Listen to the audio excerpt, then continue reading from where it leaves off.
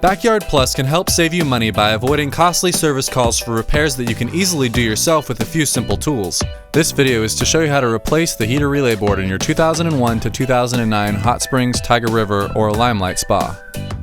Detailed written instructions are also included with the new heater relay board. Start by turning the power off to the spa, and then remove the lid from the IQ 2020 control box. Double check that the power is turned off, then disconnect the black and white leads from the heater where they are connected to the heater relay board.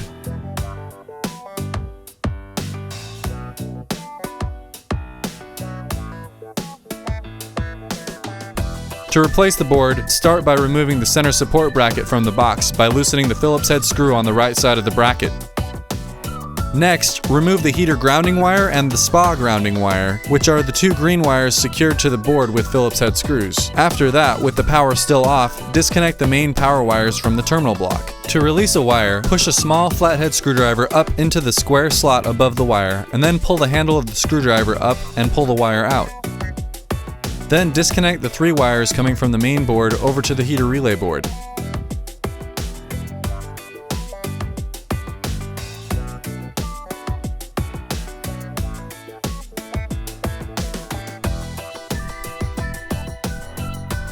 Now, remove the two screws holding the metal L bracket to the heater relay board and remove the bracket. After you remove the bracket, you're finally ready to remove the heater relay board. Remove the board by grabbing the board on either side of the plastic clip in the upper right-hand corner. Work it back and forth to free it from the pins the clip is connected to. Usually when a heater relay board goes bad, you'll see burn marks on the back side of it where the relay's burnt out. The relays have overheated in two places, so it's pretty obvious that we are on the right track at this point. Here you can see the pins where the main board was connected to the relay board with the white plastic clip. The replacement board is available on our website at backyardplus.com. The new board comes in an anti-static bag and includes a set of power jumpers and a new set of screws for the control box lid. You'll notice there are a few differences between the old and the new board. These include the number of relays on the board and the way the heater connects to the circuit board. You'll also notice a jumper in the top left corner of the board for specifying the relay voltage between 12 and 18 volts. For most repairs, we'll leave this in the 18 volt position. And lastly, you'll notice a new IC chip on the right side of the board with a piece of tape over it. Make sure you do not remove this tape as it insulates the chip from coming in contact with the L bracket that holds the board in place. Now place the new board into the control box and make sure to push down on the plastic clip firmly to make sure the pins connect securely to the new board. Then, reinstall the metal L bracket to hold the board in place. It's held in place by the two Phillips head screws we removed earlier.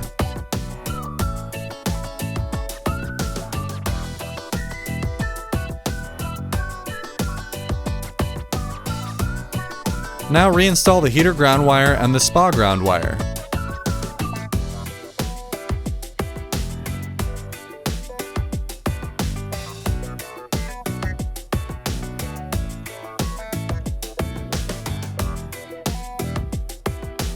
Reconnect the three wires coming from the main board over to the heater relay board. The color of each wire is marked on the heater relay board next to the corresponding connector.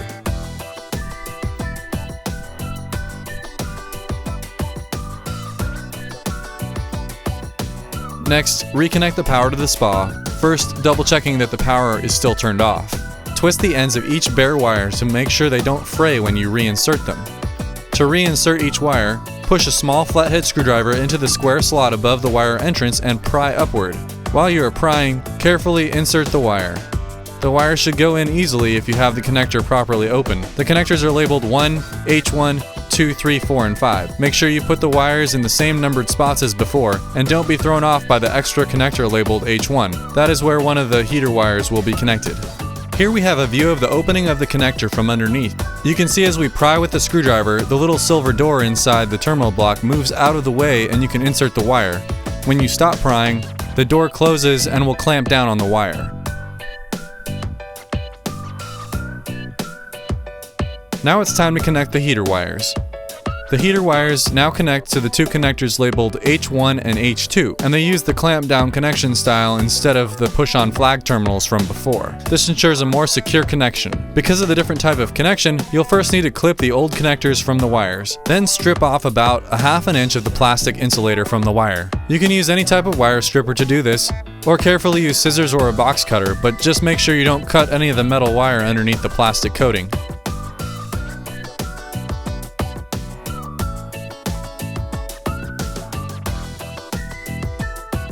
Twist the ends of the exposed wires so they don't fray. Then insert one wire into H1 and the other in H2. It doesn't matter which color wire goes to H1 and which goes to H2, although usually black will go on H1 and white will go on H2.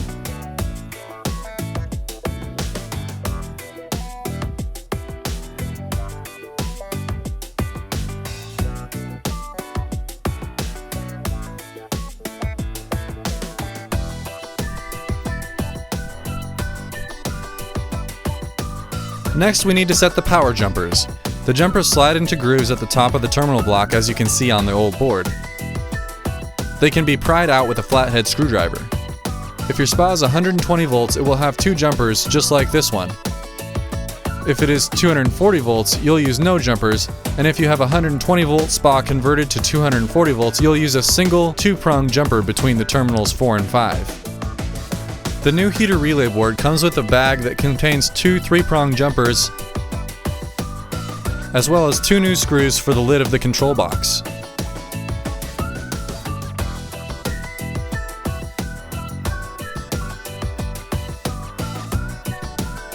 You'll install one jumper across terminals 3, 4, and 5, and the other jumper needs to connect terminals 1 and 2 together.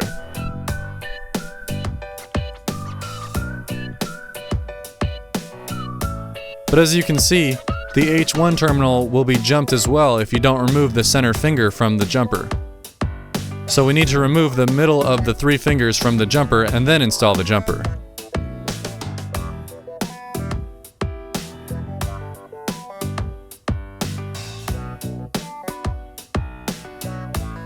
Push the jumpers in securely using a flathead screwdriver.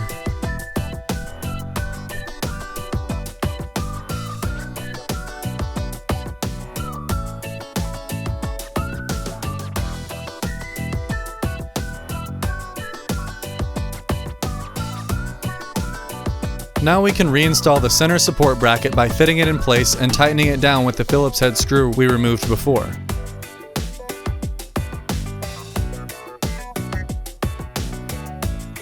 Then we can turn the power back on and check to make sure the heater on light is lit, and then check the voltage between H1 and H2. Make sure that no children, pets, or curious adults are around to touch anything inside the control box, as there will be live power and they can be shocked. As you can see, we now have 123 volts between the H1 and H2 terminals. All that's left to do is put the control box lid back in place. Make sure you use the new screws that came with the new board, because the old screws are too long for the new board. Then we can reinstall the equipment door and the repair is complete. Thanks for watching, and look for our other videos designed to help you maintain and repair your spa yourself. And don't forget to visit us on the web at backyardplus.com, where we make it easy for you to find anything you need for your hot springs, Tiger River, Solana, Hotspot, or Limelight spa.